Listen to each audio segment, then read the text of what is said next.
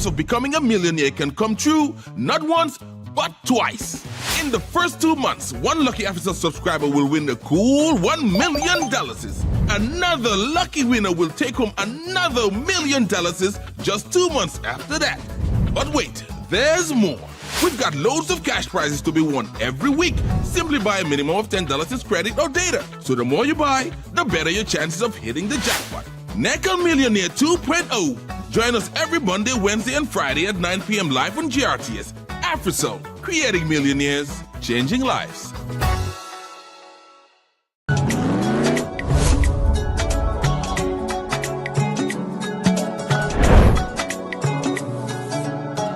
Welcome to the future of transportation in the Gambia. The Bertel Harding Highway, a 22-kilometer double carriageway, is set to revolutionize travel and connectivity in our beloved country.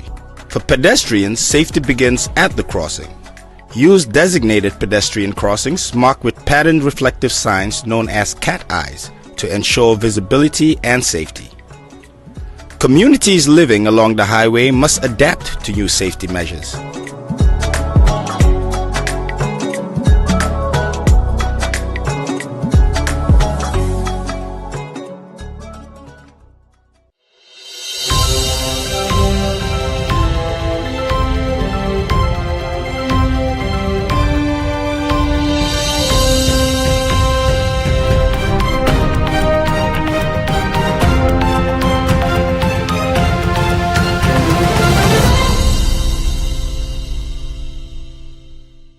Hello, good evening from our studio along the Bertel Harding Highway. This is Star TV News with me, Mumudu Bailavari. Coming up tonight, influx capital poised to catapult Gambia into League of Pineapple producing countries.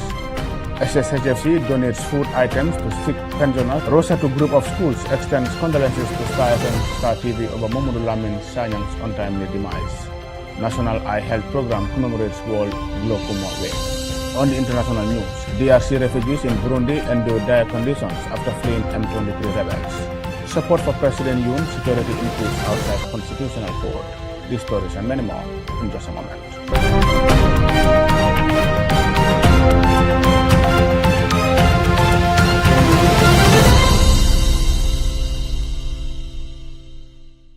To the news in detail, and many thanks for joining us. The Influx Capital Venture is spearheading a transformative initiative to launch the Gambia into League of premier producers of high-quality pineapples. Our Momodu El Baji visited the Influx Capital farm at Sukuta Nema to see for himself how the outfit intends to scale up pineapple production in the Gambia and support youth empowerment. Leveraging his farming techniques and the Gambia's agricultural potential, Amadou Chiko Tisoho is determined to shatter misconception and unlock the country's vast economic opportunities. Amadou said the Gambia possesses incredibly fertile soil capable of supporting a diverse range of crops with the implementation of modern farming techniques and strategic resource allocation. So this variety that we've brought is called the Baroness. It's one of the juiciest and one of the sweetest pineapples ever. And it's not yet on the global market.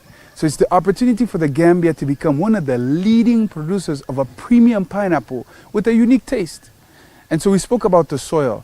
Wherever you see mango trees, wherever you see bananas, you can grow pineapples. They're all tropical fruits. But what you need is water. And so you'll notice that here is just a setup like someone in their home garden. You can set up a small farm like this in your home garden. And then from there, you, your kids, your grandkids will always have pineapple.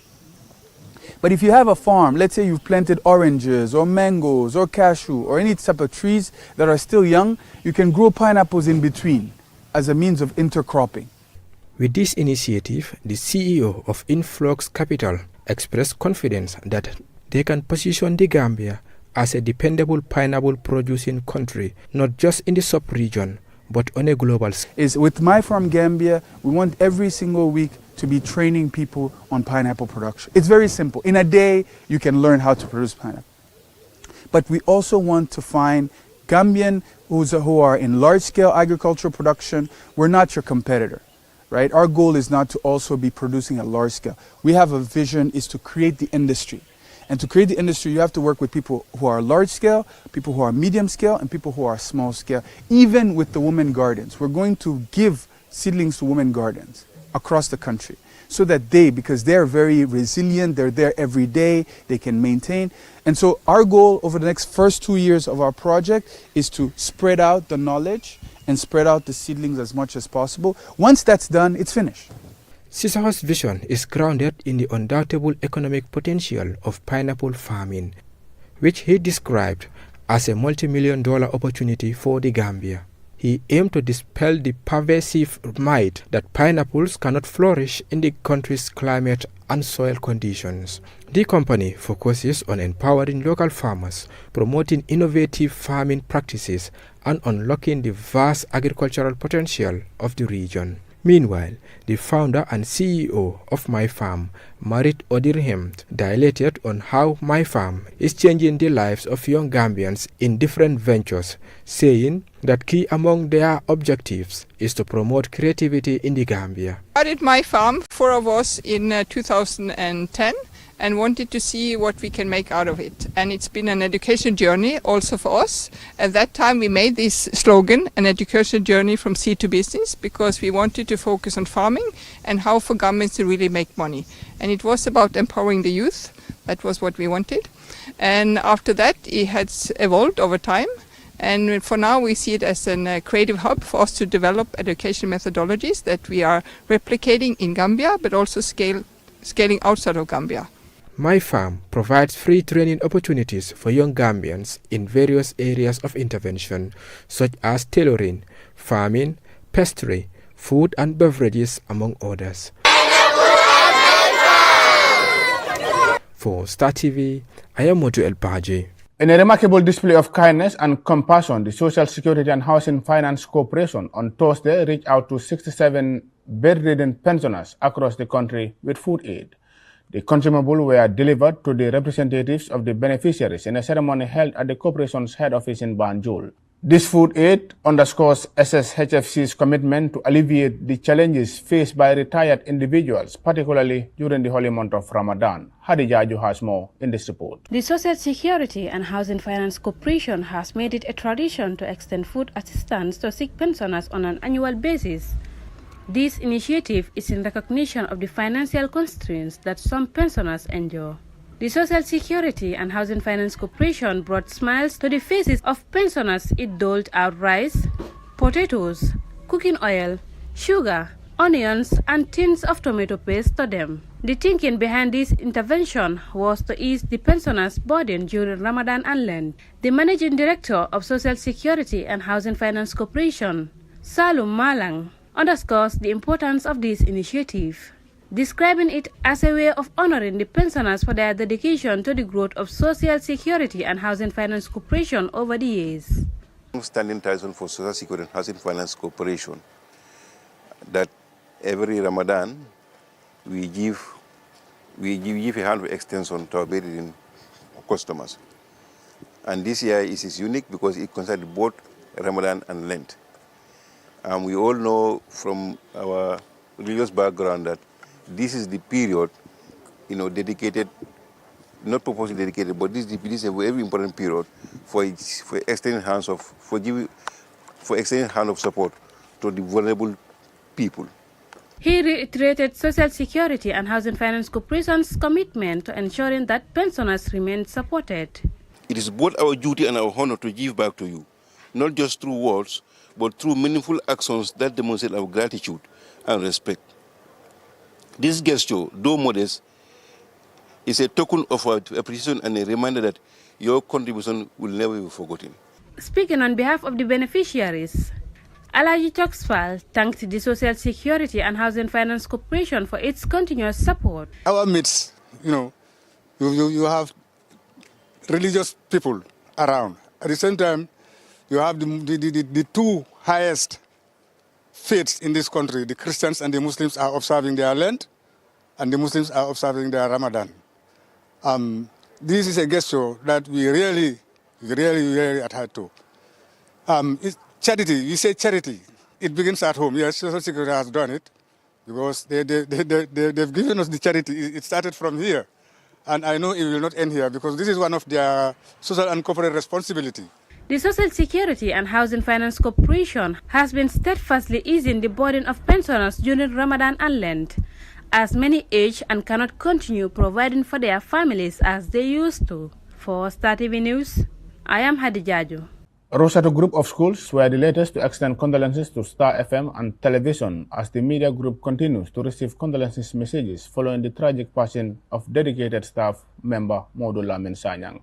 Lamin Ba with the details of that story. Sadly missed and lovingly remembered by his heartbroken former work colleagues, Sanyang died in a road accident on his way to work last Friday. Sanyang was one of the most remarkable and dedicated staff members of Star FM. His passion for football and football news presentation was no secret, as he traveled the length and breadth of the country to bring lively and entertaining football news to his audience. The students of Rasosto Group of Schools visited Star FM and TV complex in Kanifing to express their sorrow over his passing.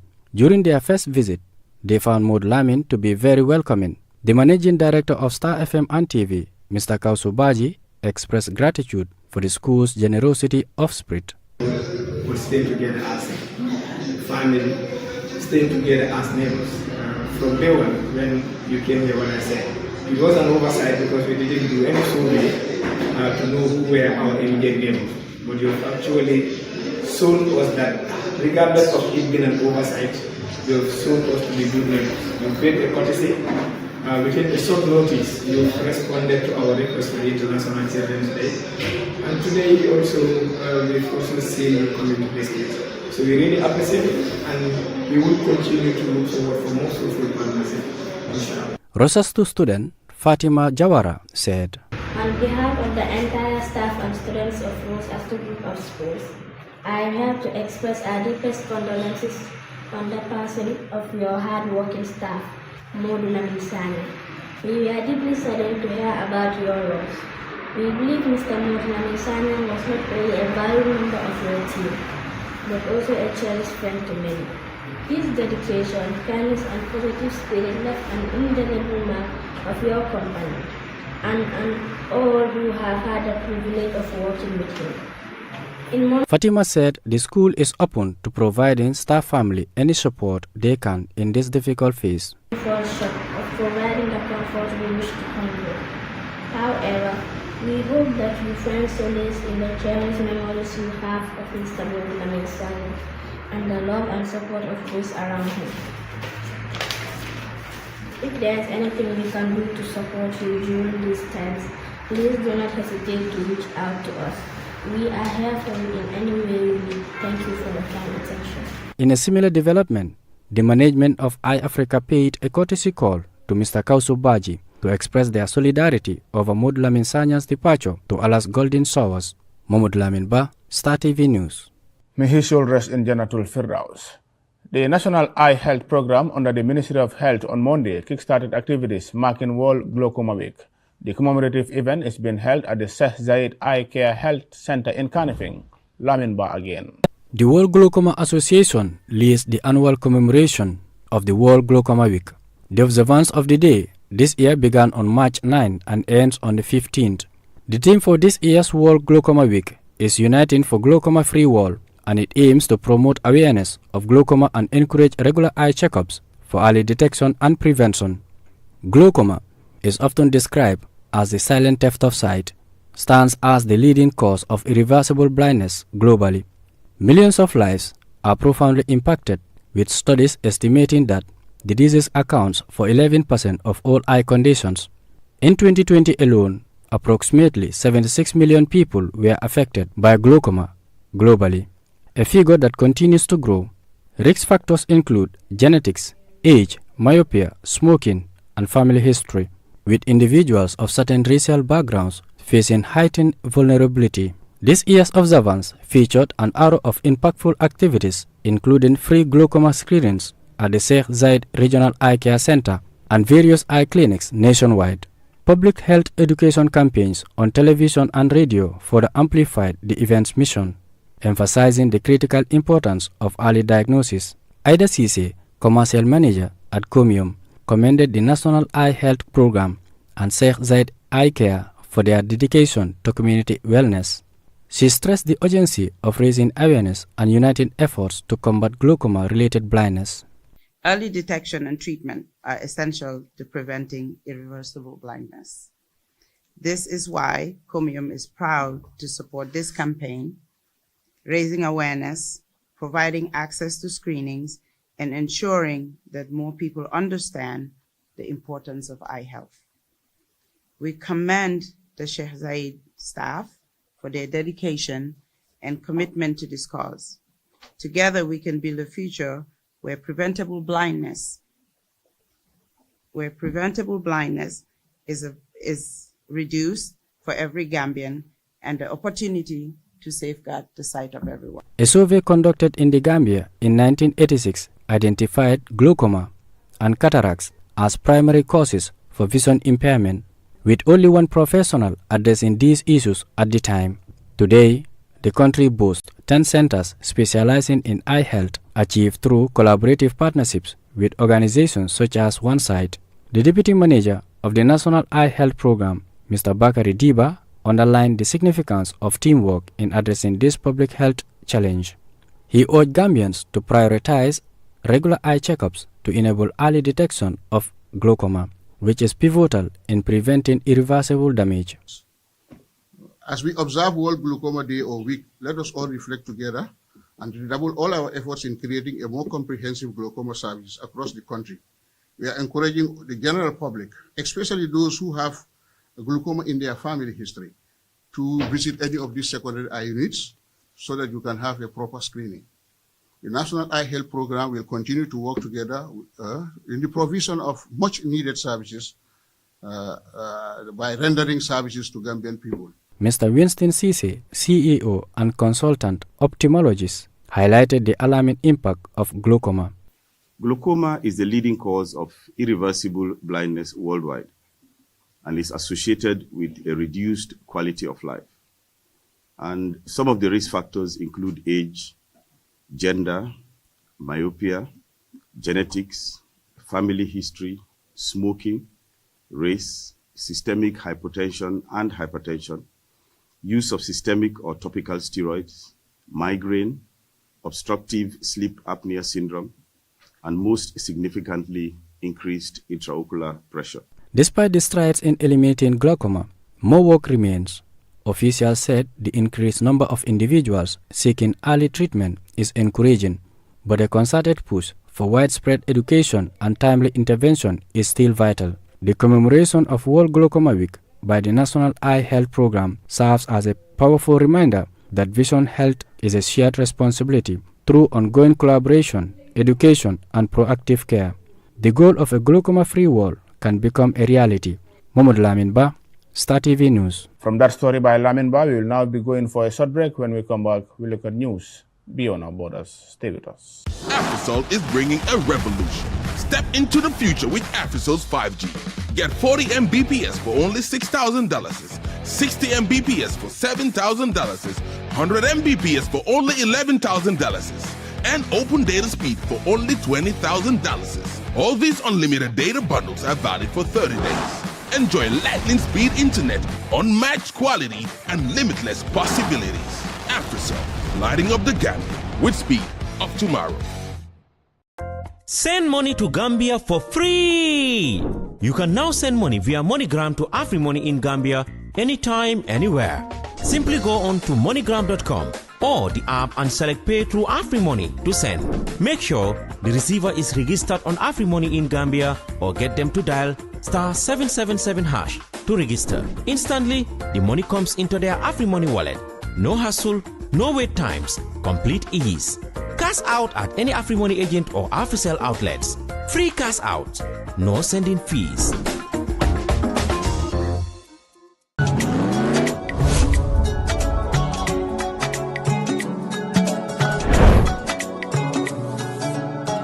Welcome to the future of transportation in the Gambia. The Bertel Harding Highway, a 22-kilometer double carriageway, is set to revolutionize travel and connectivity in our beloved country. For pedestrians, safety begins at the crossing. Use designated pedestrian crossings marked with patterned reflective signs known as cat eyes to ensure visibility and safety.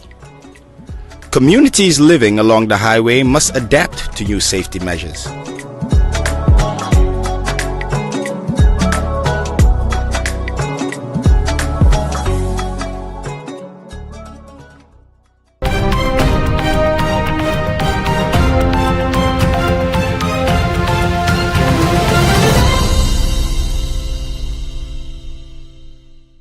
Welcome back after that short commercial break. If you are just tuning in, this is Star TV News and we are broadcasting from our studio along the Batil Hardin Highway, Kanifing. To the news outside the Gambia now, in the past month alone, more than 60,000 people have fled from the Democratic Republic of Congo to Burundi seeking refuge from the advancing M23 rebels group. Many have risked their lives to escape the violence, only to find out themselves in dire conditions. Makeshift refugee camps offer little in terms of shelter, sanitation, or basic necessities. Al Jazeera's Catherine Soy reports from Rugombo on the Burundi-DRC border.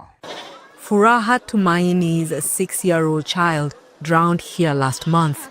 This is Rusizi River. It separates Burundi and the Democratic Republic of Congo. She's among thousands of Congolese refugees who have swum across these waters since last month to escape the conflict in eastern DRC. There were people helping us cross. One man wrapped a shawl around my daughter and another child. While we were swimming, the cloth loosened and my daughter slipped away. We couldn't save her. Those who came to find safety in Burundi are living rough at this stadium in Rugombo in the northwest. Most of the people here are sleeping out in the open. There's a shortage of tents, and this is a rainy season, so there's a big concern about waterborne diseases. 12 people have already died as a result of diarrhea. The DRC government is expected to hold direct talks in Angola with the Congo River Alliance, which includes the Rwandan-backed M23 rebels. Congolese officials. Case for the impeachment of President Yoon Suk-yeol brought after the passing of that vote by the National Assembly calling for him to be impeached for the imposition of the location for a rolling protest by many of his supporters. They support him, they believe he is a champion of South Korea, and also they have a vehement hatred for his opponents, for the liberal camp, who they see as being extreme left-wingers, possibly with links to China and even North Korea. This will strengthen the South Korea-US alliance and help distance us from bad communists like China and North Korea. One of the things that's very noticeable about all of these protesters is just about the amount of MAGA, Make America Great Again, paraphernalia they have. It certainly seems as though they have co-opted, like a lot of populist right. Well, viewers, this is all we have time for. Thank you very much for watching. Do stay tuned and enjoy the rest of our unbeatable program. Until then, a very good night and a great day.